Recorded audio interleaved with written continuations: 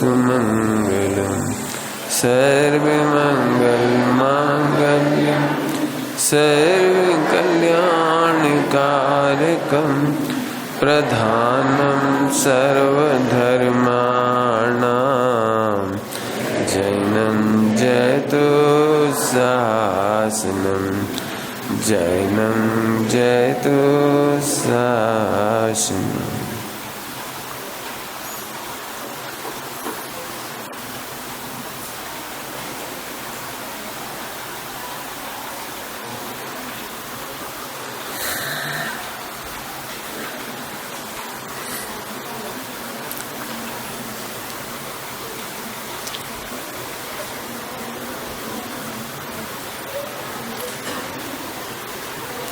सारे जगत को एक अच्छी चीज़ ये लगती है कि वो अच्छा लगना चाहता है। क्या बोला हमने? आप कैसे बनना चाहते हो, अच्छे कि बुरे? कैसे बनना चाहते हो? अच्छे। आज अपन अच्छे की परिभाषा की चर्चा करेंगे। सभी के काम की बात है। अच्छा क्या है इसके अपन डिफाइन करेंगे। रत्नगढ़ साहबाचार्य जी पढ़ो तो आपका जीवन कैसा सुंदर होना चाहिए उसका वर्णन है। और मैं 1 घंटे में ही पूरा रत्नगढ़ साहबाचार्य पढ़ाऊंगा आज, 1 घंटे में। मेरे तो आज ऐसा विकल्प आ रहा है कि एक नाटक लिखो, नाटक करो, एक मिथ्या दृष्टि को दिखाओ, एक सम्यक दृष्टि को दिखाओ, फिर पब्लिक से पूछे इनमें से सुंदर कौन है। आज हम जो थीम बता रहे हैं उसे ध्यान से सुनना और हो सके तो नाटक लिखना, 10 लक्षण में करना। आधा रत्नगढ़ साहबाचार्य ले लो आप। आपको कौन व्यक्ति अच्छा लगेगा? आप अच्छे लगना चाहते हो ना। सबसे पहले अच्छे की परिभाषा बता सकते हो? कोई बच्चे लोग अच्छे की परिभाषा क्या है? बच्चे तो नहीं बता पाएंगे, बड़े लोग बताएंगे। टाइम नहीं है सुनने का इसलिए नहीं सुनता हूँ, मैं ही बता देता हूँ। अच्छे और बुरे की परिभाषा पूछूंगा। तुम तो अच्छे नहीं बन रहे, हम अच्छे की परिभाषा बता रहे हैं, तुम बुरे हो रहे हो। बेटे अरवन क्या नाम है? आ रहा उधर है जैसा सामने, इसके चक्कर में दिख ही नहीं रहता।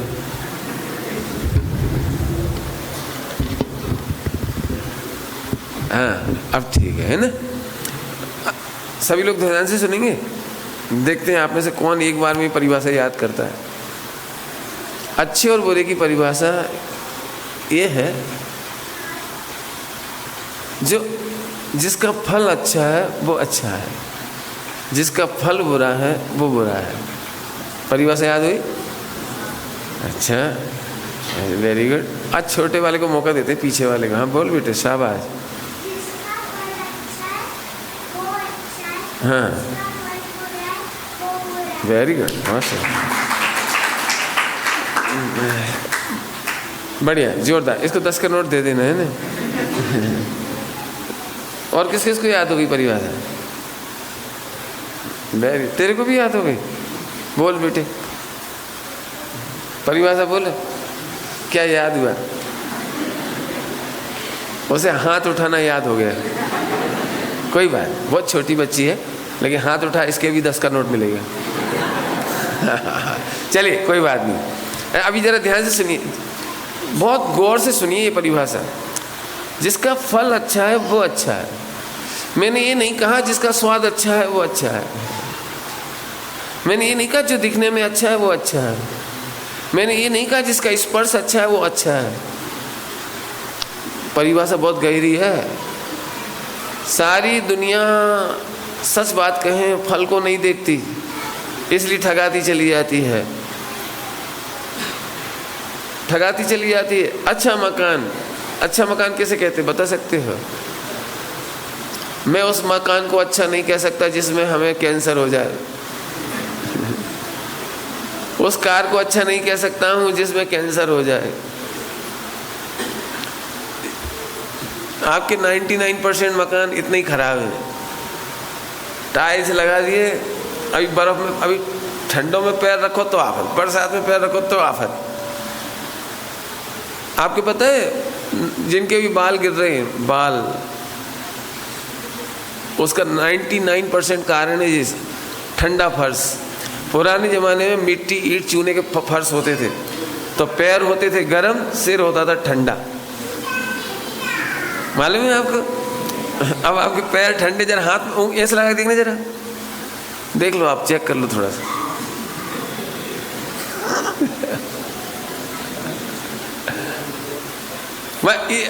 सिर आपका गर्म है इसलिए अब बाल गिरने लगे। बीमारियों का मूल कारण है, आंखों पे चश्मा चढ़ने का मूल कारण है पैरों का ठंडा होना और सिर का गर्म होना। आपको पता है बुजुर्ग लोग जब कभी किसी को देखते हैं कि आदमी स्वस्थ है कि बीमार है, तो पैर देखते हैं सबसे पहले। जिसके पैर ठंडे होते थे कहते अब जी ठंडा हो जाएगा। पूछ लेना, आप देख लेना जा करके। हमारा कहने का मतलब ये है, हमारे घर के टाइल्स ये सब खराब हो गए। अब लेकिन आपको क्या करें, आपको फल तो दिखाई नहीं देता। फल तो दिखाई देता जब बाल चले जाती है, फल तो तब दिखाई देता जब चश्मा लग जाता है, फल तो तब दिखाई देता जब तक कैंसर हो जाता है, हार्ट अटैक हो जाता है। अभी भी एक भी क्या कहलाता है आपके कुली, पोर्टर, लेबर, किसान, बहुत मेहनत करने वाले लोग, सड़कों पे सो जाने वाले, खेतों में सो जाने वाले, इन परिश्रमी लोगों में एक को भी कैंसर नहीं। आज भी गांव में 99% को चश्मा नहीं लगता, आज भी चश्मा नहीं लगता। आप देख लीजिए। कुछ कहा मैंने, समझ में आया? जिसे आप अच्छा मकान कहते हो उसे हम अच्छा मकान नहीं कहते। जिसका फल अच्छा है वो अच्छा है, और जिसका फल बुरा है वो बुरा है। परिभाषा याद रहेगी? याद रहेगी? अब बताओ, टीवी देखना अच्छा है कि बुरा है? कि जिसका फल बुरा है। जिसको भी लेक्चर देना हो तो मैंने आपको क्राइटेरिया दे दिया कि भाई यदि टीवी देखने से आपके परिणाम बिगड़ते हैं, राग देश होता है, बंद होता है, समय जाता है, शक्ति जाती है, स्वास्थ्य जाता है, आंखें जाती है, आप अश्लीलता से भरते जा रहे हो, आप हिंसा से भरते जा रहे। आज कोई बता रहा था मेरे को, विदेश की कोई माँ ने अपने बच्चे से बहुत परेशान हो गई, वो मीडिया से, मोबाइल से, तो मोबाइल में गोली मार दी और फिर भी नहीं टूट के टुकड़े हुए उसके, तो हथौड़े से फिर उसने उसे वीडियो डाल दी, ये मेरे जैसे पेरेंटिंग करो।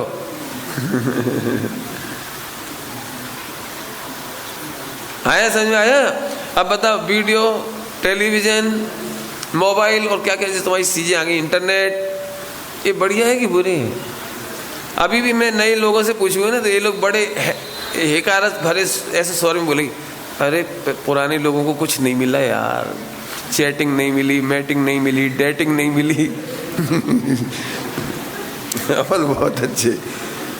पुराने ज़माने में तो महिलाएं बेचारी शोषित होती थी, घर से बाहर नहीं निकल सकती थी, ऐसा ना वैसा। अब जब ये लुट रही ना महिलाएं, तो अब हैरान परेशान है, हैरान परेशान है। क्या? देख लेना आप लोग, शादी के पहले सगाई होती ना, सगाई के बाद और सगाई के पहले भी लड़के लड़कियों को जो बातें अच्छी लगती हैं, शादी के बाद वही बातें अच्छी नहीं लगती, वही मोबाइल की बातें अच्छी नहीं लगती, चैटिंग अच्छी नहीं लगती। क्यों? अब क्या बात हो गई? पहले क्यों अच्छी लग रही थी? कुछ कह रहा हूँ, जिसके फल में डाइवोर्स हो, तनाव हो, बच्चों को माता पिता नहीं मिल पा रहे हो। अब मैं पूछ रहा हूँ, बताओ तुम्हारी जो नई मॉडर्निटी, मॉडर्न फैसिलिटीज, मॉडर्न अय्यासी अच्छी है कि बुरी है? अब करो फैसला, करो फैसला। मकान का बता दिया, इसका बता दिया, तो पंडित जी आप बताओ अच्छा घर कैसा होता है? अच्छा घर,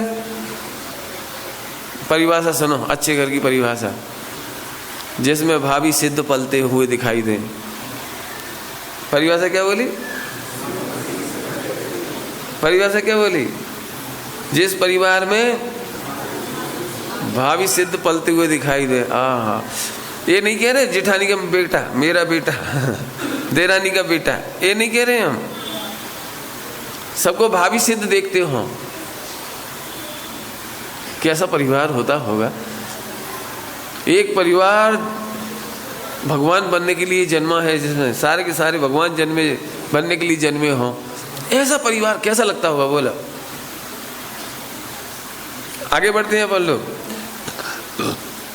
अच्छा घर किसका नाम, जहाँ फुल कॉन्फिडेंस के साथ कह सकते हैं दिगंबर विराजो कभी भी पधार जाओ। हमारे घर में रोज शुद्ध जल है, रोज शुद्ध दूध है, रोज शुद्ध घी है। हमारे यहाँ तो मैंने अपनी बुआ जी की शादी के टाइम तक सुना है, बड़े गौरव के साथ कहते थे उनकी सास 2 प्रतिमाधारी है उनके दादा ससुर 7 प्रतिमाधारी हैं। माने इतना गर्व होता था कि उस घर में अपनी भाई बच्ची जा रही, जिस घर में प्रतिमाधारी लोग हैं। क्यों प्रतिमाधारी लोग हैं तो खुशी क्या बात थी इसमें?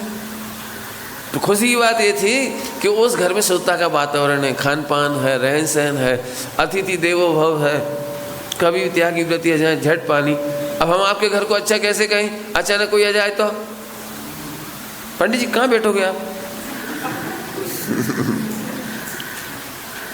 क्यों, क्या हो गया? ये तो सही है भाई, सही करो कुछ, हमें यहाँ सही नहीं है, बिल्कुल सही है। आगे सही समझ में आया? माने आपको करना क्या पड़ेगा? क्यों? अब पहले तो कितने हजारों रुपए का तो पहले जी लगा दिए टाइल्स, अब ऊपर से ग्रेट पर्सन देखने के लिए मैटी बिछा दी जो तो मैटी बिछानी थी तो टाइल्स काय के लिए लगाई जी, ग्रेनाइट काय में लगाई? अब पूरे में टाइल्स लगा दी, मुइराज का प्रवेश नहीं हो सकता, त्यागी व्रतियों का प्रवेश नहीं हो सकता। बाकी रही सही कसर थी तो क्रॉस वेंटिलेशन खत्म, धूप नहीं आ सकती, हवा पानी नहीं आ सकता, पैक। अब पैक हो गया तो अब तो एसी लगाना पड़ेगा, अब मुइराज नहीं आ सकती। बैठने की जगह बची नहीं, पानी पीने की जगह बची नहीं, बर्तनों में स्टिकर लगे हैं, बर्तनों में आलू प्याज बनते हैं, नीचे से ऊपर तक सबके गुण मिल गए, एक मुइराज के गुण नहीं मिले तो वे आ नहीं सकते। आप बताओ अच्छे घर की परिभाषा क्या है? कि ठीक है चलो मुइराजों का त्यागी व्रतियों का आहार पानी नहीं करा पाओगे, कोई दिक्कत नहीं, लेकिन फिर तुम्हारे घर में बचा क्या? कमाने का फल, मकान बनाने का फल, बच्चों का फल क्या मिला? कि इस घर के सारे लोग 84 लाख योनियों में मिलेंगे, फल तो ये हुआ। फिर अब हम पूछ रहे आपका घर अच्छा है कि बुरा है, और अच्छा घर कैसा होना चाहिए? मैं आपको एक बात कहूं, अच्छे की परिभाषा बता रहा हूं। मुझे एक दृष्टांत ही है, सुना होगा आप लोगों ने, क्या नाम था उसका? सिकंदर लूटता चला आ रहा था यूरोप और फलबोर और एशिया और ऐसे लूटता जा रहा था। सो एक दिन वो परेशान होकर जंगल में था, कहीं भटक गया, तो एक झोपड़ी में भोजन कराया किसी ने। उसे पता लग गया वृद्ध महिला को कि ये सिकंदर है। बोले कोई बात नहीं, आई भोजन करो। अब भूख लग रही, भोजन करने के लिए बिठाया उसे। भोजन करने बिठाया तो सामने थाली में सोना चांदी हीरे माणिक मोती रख दिए। उस जमाने भोजन था 5 पैसे का, और हीरा सोना चांदी 100 और 500 रुपए के। बोलो भाई ये पुण्य का उदय कि पाप का उदय? अरे पाप का उदय, 5 पैसे के 500 रुपए का भोजन दे रही हो, हीरा माणिक सोना चांदी। बोलो तो नाराज हो गया, तुम मेरे साथ मजाक कर रही हो? मजाक नहीं कर रही हो। यदि रोटी की भूख होती तो तुम्हारे देश में रोटी तो होगी। यदि रोटी की भूख होती तो तुम्हारे महलों में, तुम्हारे घरों में भोजन तो होगा। तुम्हें यहाँ तक क्यों आना पड़ा? हमने सुना है तुमने ये लूटा है, इतने को लूटा है, इतना सोना चांदी, इसलिए मैंने सोची कि तुम्हारी भूख खत्म हो जाए तो मेरे घर का भी सोना चांदी दे दूं। एक कहानी सुनी होगी बच्चों ने, स्कूल में पढ़ी होगी एक कहानी। एक बहुत कंजूस आदमी था, उसको सोने से बड़ा प्रेम था, सोना गोल्ड। याद आ गई? क्या वरदान मांगा था उसने? हाँ, जिसको टच करूं वही गोल्ड बन जाए। अच्छा पुण्य का होते थे ना। इस कहानी को जब फर्स्ट टाइम मैंने पढ़ा तो मैं तो खुश हो गया था। जब मैं बच्चा था ना छोटा, तो मुझे भी ऐसे सपने आने लगे थे कि कोई आ जाए देवता और एक बर मांगो, क्योंकि ऐसी स्टोरी बहुत पड़ी थी बर की। तो देवता आया, उसने कहा बोलो क्या चाहिए, मैं जिसे भी छूऊं सोना बन जाए। जैसे ही छूना शुरू किया तो मैं खुश, लेकिन जब उसने पुत्री को छुआ वो भी गोल्ड बन गई, तो फिर मुझे भी झटका लगा। और जब पानी पीने के लिए छुआ, पानी भी गोल्ड, रोटी छुई तो वो भी गोल्ड।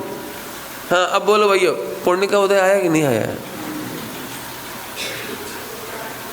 मैं कुछ कहना चाहता हूँ, जहाँ भोजन चाहिए वहाँ सोना चांदी हीरा, ये पाप का उदय है।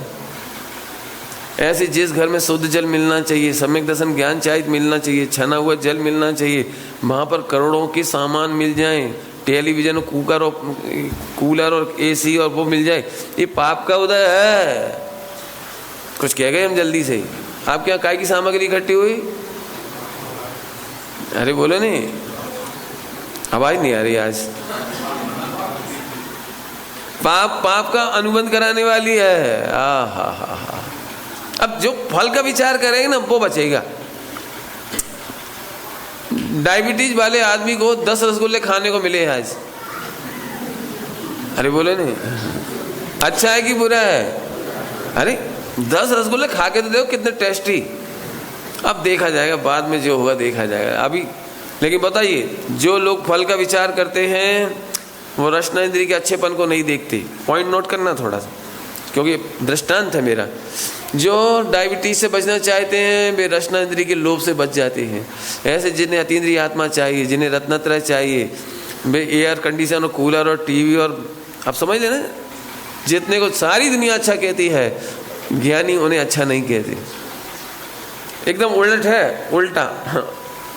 अब बोलो भाई, जो आज अच्छा लग रहा है उसका फल खराब है। आप झांसे में आना चाहोगे, फंसना चाहोगे?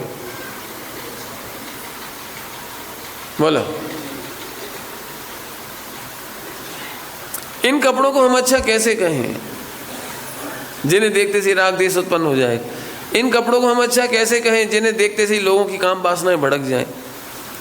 हम अच्छे कपड़े पहनते हैं, सड़क पर 100 लोगों के परिणाम हमें देखकर खराब हो जाए, ये अच्छे कपड़े हैं?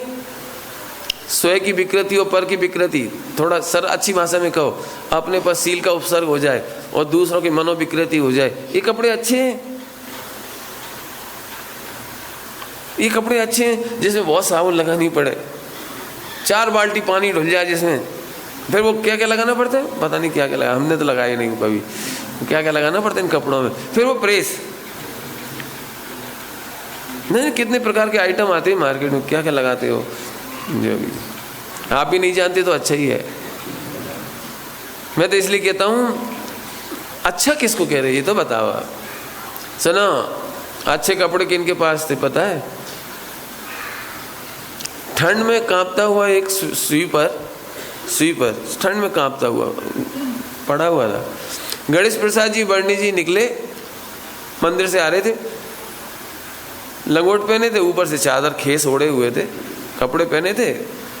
तो उसे देखते थे उन्हें दया आ गई, तो उन्होंने अपनी धोती और अपने ऊपर खेस उतार के उसे दे दिया और लंगोट में घर आ गए। अपन 25,000 का कोट पहने होंगे तो दे पाएंगे किसी को? क्या मतलब? वो कपड़े अच्छे हैं जो हमारे दया को ना रोके। हमारी बनियान तो हम दे देंगे, अब यार कीमत ही नहीं इसकी, अब कुछ हम फटाफट दे देंगे, आप नहीं दे पाओगे। क्यों? कपड़ा वो अच्छा है जो दान को बाधा नहीं पहुंचाए।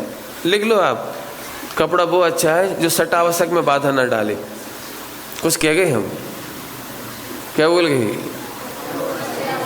सट आवश्यक में बाधा नहीं डाले। यदि किसी मैडम ने 50,000 की साड़ी पहनी हो, मेरे ख्याल से 99% मुझे जो संभावना लगती है भारतीय परंपराओं में वो जिनेन देव के सामने गो आसन से ढोक देने की कोशिश नहीं करेगी। समझ गए? नहीं समझे आप? 50,000 की साड़ी पहन करके कोई महिला और जिनेन भगवान को मंदिर में गो आसन से ढोक दे पाएगी? जंगल में दिगंबर आचार्य या मुनिराज मिल जाएं तो वह धूल में बैठेगी? इसलिए मैंने कहा कपड़े वो अच्छे हैं जो सटावश्यक में बाधा न डालती है, दान में बाधा नहीं डालती है ना। दान पूजा क्या क्या है वो, देव पूजा, गुरु उपासना, स्वाध्याय, संयम, ताप, दान, इन 6 आवश्यक में बाधा नहीं जानी चाहिए। आप सिंपल सब्जियां खा रहे हो, रोटी खा रहे हो तो झट किसी को ही बुला लोगे, और कीमती लड्डू, मिठाइयाँ, मैसूर पाक, अच्छी अच्छी मिठाइयाँ हो, सही बता ना, अपने रिश्तेदार भी आ जाए ना तीर्थ यात्रा में तो पूरियां खिला देंगे, करेले की सब्जी खिला देंगे। और लड्डू के बारे में बार बार सोचेंगे, वो रसगुल्ला या पेड़े के बारे में बार बार सोचेंगे, 4 तो ही रखे हैं हमने तो अपने लिए रखे थे, अब हम खाएंगे सोच का तो इनको भी देना पड़ेगा। बताओ क्या हो जाता था। इसलिए आप सोचो जरा, मोटा कपड़ा पहनना हमारे भारतीय परंपराओं में अच्छा माना गया। मोटा कपड़ा हम किसी को भी दे सकते थे, सादा भोजन हम किसी को भी दे सकते थे। आजकल आप वो पानी पीते हो, कौन सा 12 रुपये लीटर, 10 रुपये लीटर का क्या है वो, प्लास्टिक का पानी, वो क्या है, हाँ बिस्लरी का बॉटल है ना, वो पानी पीने, सही बता ना, ये अच्छा है पानी, स्वास्थ्य के लिए घातक है वो तो वहीं से समझ ले। कोर्ट वाले तक ऑब्जेक्शन कर रहे हैं, इसमें मिलाते क्या हो, लिखो इस पे, लिख नहीं पा रहे हो। कंटेंट्स की लागत मूल्य बताओ क्या है, कोई बता सकता है माई का लाल। और हमारे जो पढ़े लिखे गधे, मैंने ज़्यादा पढ़े गए ना, थोड़े से लाख करोड़ रुपए कमा रहे हो जो सैलरी, अपन किसी को अपने डब्बे में से पानी पिलाओ, और बोतल में से ऐसे पानी निकाल।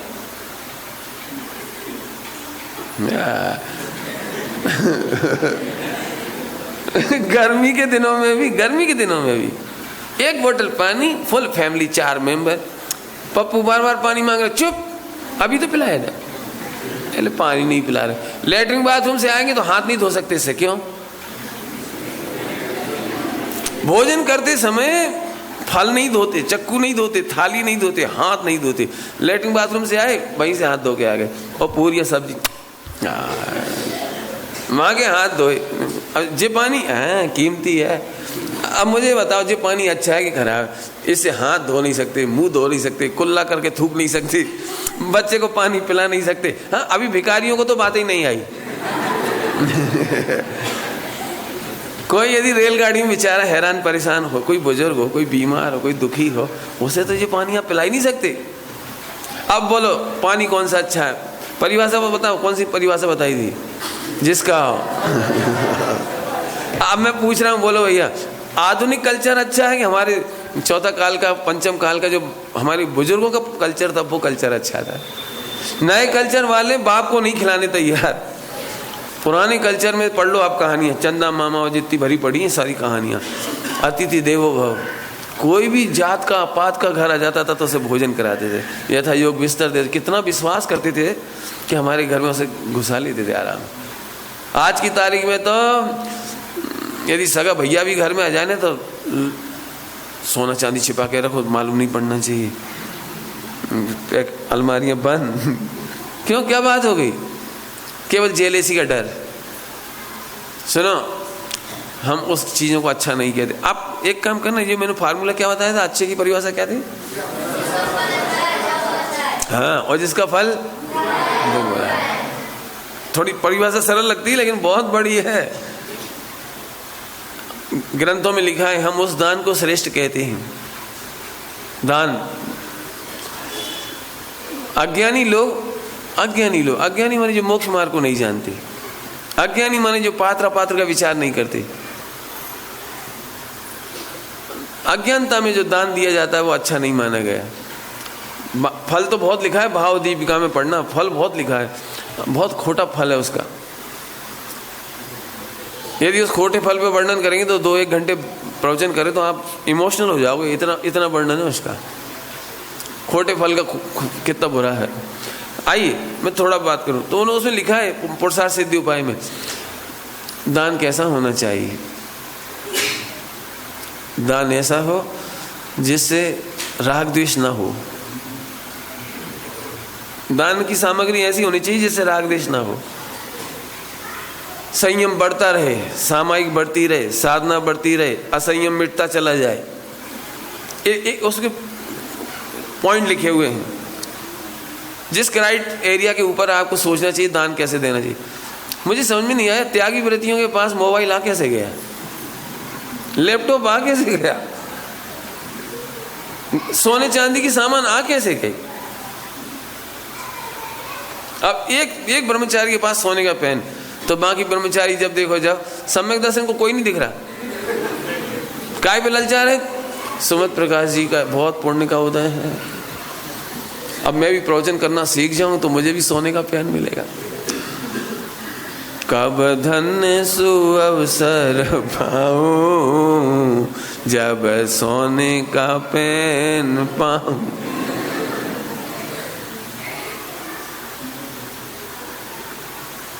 मैं बहुत सोच समझ के उतरा हूं इस मैदान में।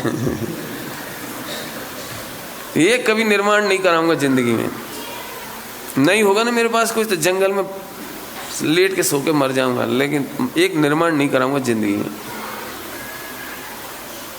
और एक भी मोबाइल और लैपटॉप केवल इसीलिए खुद लिया हुआ है, लेकिन सबको मना कर दे, कोई मत लो, कोई मत दो किसी को। और मोबाइल तो लेने ही देना नहीं। क्यों? ब्रह्मचारियों की शोभा नहीं मोबाइल।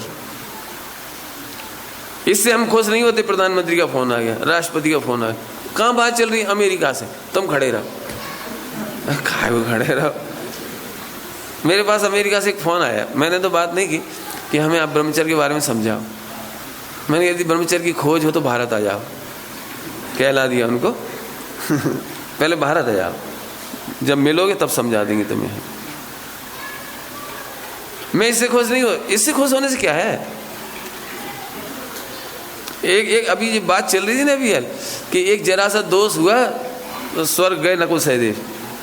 मुझे एक विकल्प आ रहा था, अभी जो हम लोग अच्छे मानते हैं ना अपने आप को, हमारा त्याग अच्छा, हमारा खान पान अच्छा, हमारी पूजा पाठ अच्छी, हमारा व्रत उपवास अच्छा, हमारा दान अच्छा, जो भी आपको अच्छा लग रहा है, जो भी ऐसा है जैसे गली के बच्चों के साथ अपन चौके छक्के मार रहे हैं।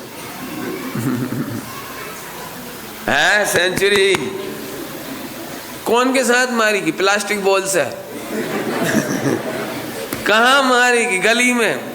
इनकी दीवार छुए 2 रन, उनकी दीवार छुए 4 रन। मैंने अपनी हालत ऐसी है, पहला गुणस्थान में आई एम धर्मात्मा, जबरनी धर्मात्मा माने जा रहे। बहुत सोच समझ अच्छे। कभी ऐसा दान मत दो, दान अच्छा देना है, ऐसे दान कभी मत देना, कभी नहीं देना। सही बात कहें, जब लोग हमसे कहते हैं हम आपको कुछ देना चाहते, हम जरूर दो, अपना समय दो, अपनी शक्ति दो, अपनी प्रभावना में निमित्त दो ना, कितना दे सकते हो। हम अपने गुरुजी से एक बात कहते हैं, सारे भाई कितने भाग्यशाली हैं, 24 घंटे आपकी छत छाया में रहते हैं, और मैं साल भर में 8-10 दिन मुश्किल से आ पाता हूँ, वो भी 2-2 दिन के टुकड़े में, 4 दिन के टुकड़े में। इस बार मैं सोच रहा था ज़्यादा रहूँगा, तो अभी कार्यक्रम फैल गया, वो अभी फैला हुआ है, अब क्या करोगे? था नहीं जा पा रही। तो वे एक ही बात कहते, बेटे जैन शासन संयोग की समीपता को समीप नहीं कहता, संयोग के समीप को समीपता नहीं कहते। तुम निर्दोष आराधना और प्रभावना करते रहो तो सदा हमारे पास ही हो, और हमारे पास रह करके भी निर्दोष आराधना प्रभावना नहीं करोगे तो हमें कष्ट होगा। तुम दूर रहते हो कि पास रहते, इससे कोई फर्क नहीं पड़ेगा, लेकिन तुम निर्दोष रहना चाहिए। अब आप पूछ रहे, बोलो आप हमारी सेवा करना चाहते हैं? अरे आप हमारी मत करो, सिद्ध भगवान की सेवा करना सिखा दे रहे हैं, अनंत भगवान की सेवा करना सिखा रहे हैं। कैसे करें पंडित जी? आप सिद्ध भगवान तो है नहीं, और अनंत भगवान विदेश क्षेत्र में है, इधर तो कोई है नहीं, है न? एक बात बताओ, फ्रेंचाइजी नहीं लेते? फ्रेंचाइजी, अमेरिकन स्कूल की फ्रेंचाइजी, जापान के स्कूल की फ्रेंचाइजी नहीं ले लेते आप? ऐसे अनंत भगवान की फ्रेंचाइजी मिली हुई है आपको। ये जैन मंदिर, ये बच्चे, इन्हें जैन धर्म पढ़ाओ, शिविर लगाओ, तत्व ज्ञान की आराधना फैलाओ। मजा तो जब आए जब आपके कार्यक्रम में से पानी छानने वाले बढ़ते जाएं। मुझे तो ऐसा विकल्प आ रहा था, आज पानी छान के सिखाया जाए। अंश ने पानी से जीवानी हो गई, बताओ, नल खोला पानी छान लिया और अनछनी पानी से जीवाणी हो गई। 90% लोग तो थैली बांध दी, बिल्कुल निर्विकल्प हो हम। पंडित जी हम तो बीतरागी हैं, आप ही राग देश ज्यादा करते हो। इसका पानी से द्वेष और मोटे छन्ने से छाने हुए पानी से राग। बहुत बढ़िया, बीतरागी तो तुम ही हो। ये बीतरागी की मैंने नई परिभाषा सुनी अभी। लोग मेरे से कहते हैं आप बहुत राग देश करते हो, बहुत छू छू करते हो, शुद्ध में राग अशुद्ध में द्वेष। हम लोग तो इतने अच्छे पंडित जी, रात में खाएं तो भी बीतराग और दिन में खाने में भी कोई प्रॉब्लम नहीं है हमको, हमें ऐसे कोई दिक्कत नहीं कोई। घर का मिल जाए तो भी राग नहीं करते, बाजार का पिज्जा मिल जाए तो भी बीतराग, कोई द्वेष नहीं। बहुत बढ़िया। अब बोलो भैया, अब मैं आपको कुछ दो चीजें बता दी मैंने, एक वो पुराना कल्चर, एक नया कल्चर। ये आपको सोचना पड़ेगा कि नया कल्चर है तो उसके माइनस पूरे गिना सकता हूं, उसकी सारी तकलीफ है, फिर आप डाइवोर्स के लिए तैयार रहो। जैसे मैं समझाई देता हूं थोड़ा सा, आप अपने बच्चियों का लालन पालन अच्छे से कर रहे हो तो अच्छे का फल अच्छा होना चाहिए। इधर से देखो जरा, यदि आपके बच्चे डाइवोर्स ले लेते हैं भविष्य में तो आपने लालन पालन ठीक नहीं किया। 90% लड़कियां, अब इसमें जैन अजैन का कोई भेद नहीं है, मॉडर्न कल्चर में जो पढ़ रहे हैं उनकी बात चल रही है। मैंने बहुत पूछा बच्चियों से कि आप किससे शादी करना पसंद करोगे, तो 90% लड़कियां केवल इसलिए डॉक्टर इंजीनियर बनना चाहती हैं, सीए बनना चाहती हैं कि मैं किसी के कंट्रोल में नहीं रहूंगी। हस्बैंड को भी दो ही तरीके हो सकते हैं, या तो और या। अब सास ने देखा कि 20 लाख कमा रही बहू, तो बेचारी सास एक तरफ चुप, क्या करे, पैसा कमा रही है। मैंने एक ट्रेंड बन गया 90% का।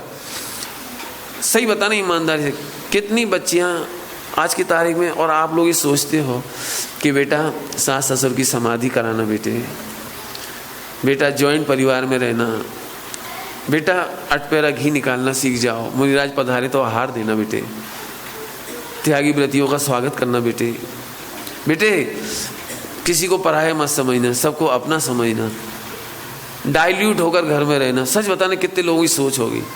जितने पढ़ने लिखने वालों से मैंने इंटरव्यू लिए, उन सबका ये रिपोर्ट है कि हमें ऐसा लड़का चाहिए जिसके मम्मी पापा ना हो। अब वो तो उधर ही मिल सकते हैं, क्या कहलाते हो, सैरोगेसी से। जल्दी बोल के, सैरोगेसी नहीं समझ पाए होंगे बहुत सारे लोग, कम लोग समझे होंगे। क्यों मम्मी पापा नहीं हो? मम्मी पापा क्या मतलब है इसका? सुनो, यदि आप बड़ों का आदर और सेवा नहीं करोगे तो फिर तुम्हें भी बुढ़ापे में सेवा करने वाला नहीं मिलेगा। अब हम फिर पूछ रहे, बोलो अच्छा किसको कहते हो आप? मैं तो ये चाह रहा हूँ इस पर बहुत डिबेट होनी चाहिए, बहुत सोचना चाहिए, लिखा जाना चाहिए। और नहीं तो फिर उस त्रासदी के लिए तैयार रहो जो फिल्मों में दिखाई जा रही, उस त्रासदी के लिए तैयार रहो जिस पर जापान और यूके डिप्रेशन में टॉप पे चल रहे। बच्चे समझ जाएंगे इसलिए जल्दी बता देता हूँ। क्यों? जब किसी से लव अफेयर में ब्रेकअप होता है तो कैसा लगता है? जल्दी समझ जाओगे ना, इसलिए कह रहे हैं। कैसा लगता है? बेचारे अपना पढ़ने के काम कह रहे, न व्यापार के काम कह रहे। जब देखो जब शकल उतर रही, क्यों क्या हुआ? जब दिल ही टूट गया। वाह। फिर कोई दो चार लोग कहते बेवकूफ है, एक छोड़, बेसब्रती जैसा हिसाब हो गया। आप बताओ, ऐसे माँ बाप प्रसन्न हो सकते हैं? ऐसे घर प्रसन्न हो सकते हैं? ऐसी पत्नी प्रसन्न हो सकती है? ऐसा हस्बैंड सुखी हो सकता? कौन सुखी हो सकता है? माने वेस्टर्न कल्चर, वर्तमान के कल्चर पे सारा का सारा सुख का मैल ढह रहा है। और एक तरफ हम बताना चाह रहे, रत्नगढ़ साहब का 4 पढ़ो। बोलो भाई, अच्छे की परिभाषा बहुत बता दी, पूरी तो आपको करनी पड़ेगी, मैं पूरी नहीं कर पाऊंगा। मैं तो बस परिभाषा समझाना थी, इसलिए दृष्टांत दिए। आइए, दोनों साइड एक एक को रखो।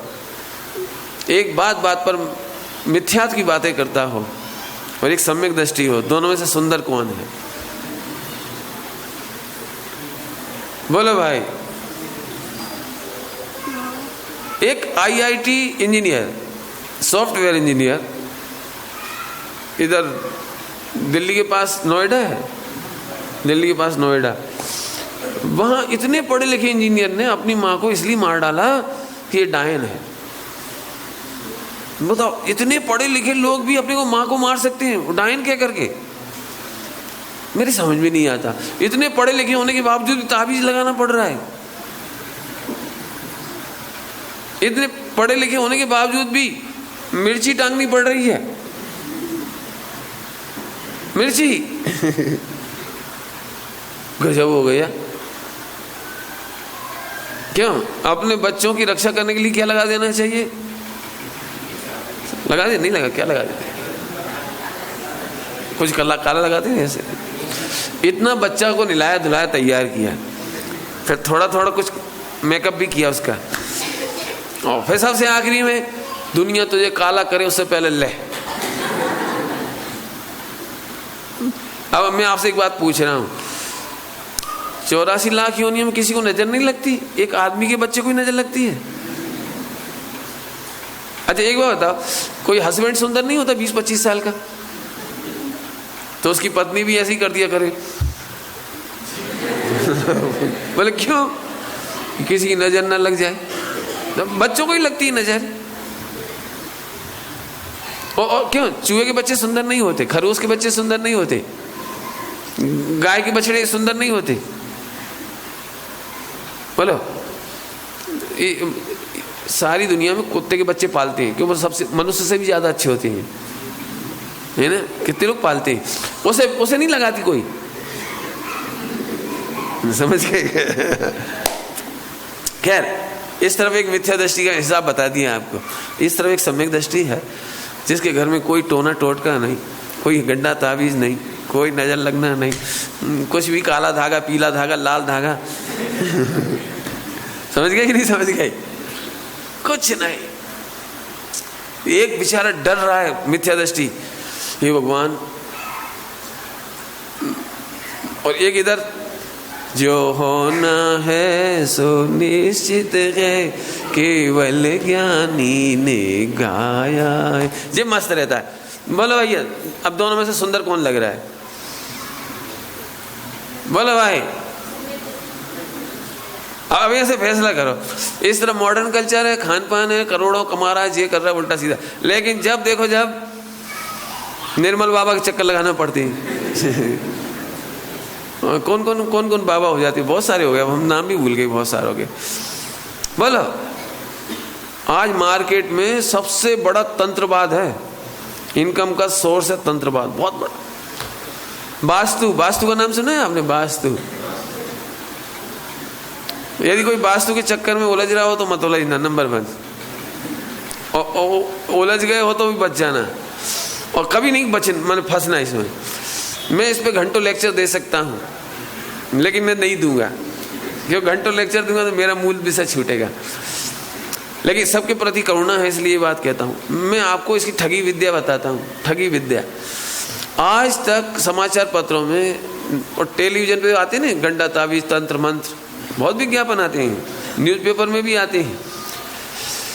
आपने देखा है, इस सारे के सारे तंत्र मंत्र और वास्तु में एक जगह भी ये नहीं लिखा, भारत के गरीबों को यदि उनका गरीबी दूर करना हो, भिखारियों की भिखारीपन दूर करना हो, तो उनका वास्तु इस तरह से करना चाहिए।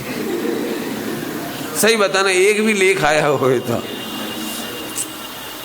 बेचारे गरीबों के लिए कोई वास्तु नहीं छपी है, किताब नहीं छपी। क्यों? गरीब खरीदेगा भी नहीं। लेकिन प्रधानमंत्री को तो बताया जा सकता है, ऐसा वास्तु कर दिया जाए तो गरीबों की बस्ती में बाढ़ नहीं आएगी, गरीबों की बस्ती में कभी गरीबी नहीं आएगी, बीमारी नहीं आएगी। होना चाहिए ना ऐसा। अब ये किसके लिए बताया गया? सबको पता है कि जिसके पास नंबर 2 का पैसा है, वे पहले से ही डरते रहते बेचारे।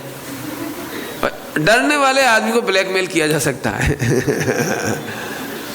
बिल्कुल काला धंधा है, एकदम ब्लैकमेलिंग का।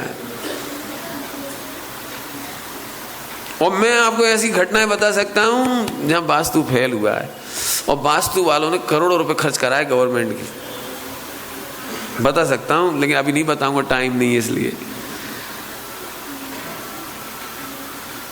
क्या कमाल है, जिस वास्तु और गंडा ताबीज से तुम डरते हो ने, सिया सुन्नी के गंडा ताबीज से नहीं डरता, सुन्नी सिया की मस्जिदों से नहीं डरता। देखा है, घटनाएं हुई अभी आपने देखी। सिया का खुदा अलग, सुन्नी का खुदा अलग, भी नहीं डरते। अमेरिका वाले बम बारूद पटक सकते हैं, भी नहीं डरते। और तुम कुछ होगा तो, मेरा तो कुछ नहीं हुआ 30 साल में, मैं तो 30 साल से उनका विरोध प्रचार कर रहा हूं कि पंडित जी आपको डर नहीं लगता। डर कोई होए तो डरे, नहीं समझ में कुछ। एक पॉइंट तो ये दिया आपको, अभी दूसरा बच्चों के लिए सरल कर देता हूं। बच्चे लोग सुनोगे ध्यान से, आपसे पूछूंगा बच्चों से, नींद तो नहीं आ रही? चलो सुनो जरा, देखो ये बताओ, हवाई जहाज में ज्यादा रिस्क है कि ट्रक में ज्यादा रिस्क है? कल आए थे ना हवाई जहाज का समाचार, नागपुर के आकाश में 35,000 हाइट से 3,000 हाइट पर आ गया। अचानक 220 रोने चिल्लाने लगे बेचारे, मरते मरते बचे। तो मैं पूछ रहा हूँ हवाई जहाज में ज़्यादा प्रॉब्लम है कि ट्रक में? ट्रक खराब हो जाएगा तो खड़ा हो जाएगा, ले हवाई जहाज खराब हुआ तो समझ में आया कि नहीं आया? लेकिन आज तक एक भी हवाई जहाज के नीचे मैंने नहीं पड़ा, बुरी नजर वाले।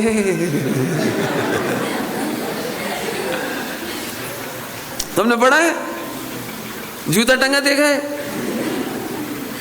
क्या कमाल है, विश्व में इतने हवाई जहाज उड़ते हैं और आपको मालूम है इनकी सक्सेस रेट 99 पॉइंट, कम से कम 18 बार और शब्द लिख दो, अक्षर लिख दो, इतनी बार सुरक्षित है हवाई जहाज। खैर सुरक्षित है कोई बात नहीं, लेकिन जब गिरेगा तो 100% ही गिरेगा। तो जूता टांगना चाहिए ना इसमें, नहीं करना चाहिए कुछ व्यवस्था। इसके बावजूद ट्रकों के एक्सीडेंट बहुत होती, टांगने के बाद एक्सीडेंट होती। अब बोलो, हमारे यहाँ जब भी कोई ट्रक खरीदता है ना तो पहले महावीर जी जाता है, प्रभु चावल की इंश्योरेंस स्कीम दे रहा हूँ, वो क्या पॉलिसी, क्या किस्त चावल की, एक नारियल की, बस आप ही ध्यान रखना इसका। हाँ बहुत बढ़िया। काय के लिए गए थे आप? ये तो मैंने दृष्टांत दिया, मजाक सच में उड़ा रहा हूं मैं आपको। आप नाराज भी हो तो कोई दिक्कत नहीं है, मैं भी चाहता हूँ राज नहीं रहना चाहिए। नाराज का अर्थ क्या है? राज नहीं रहे बस। और सुनोगे आप? बोलो। स्वाध्याय नहीं होने पर मिथ्यात गुणस्थान ऐसे फलता फूलता है, स्वाध्याय होने पर सम्यक दृष्टि ऐसे सुंदरता को प्राप्त होता है, शोभा को प्राप्त होता है। एक झलक और देखो इधर की। देखो बेटे, तुम्हें पार्श्वनाथ भगवान का भरोसा है कि महावीर भगवान का है? मैं को पूछ रहा हूं भैया, किसका भरोसा है आपको? खैर आपका उत्तर आपके पास लॉक करो, मैं अपनी बात बताता हूं। हमें स्कूल का भरोसा है, हम पहले एडमिशन फीस देते हैं फिर पढ़वाते हैं।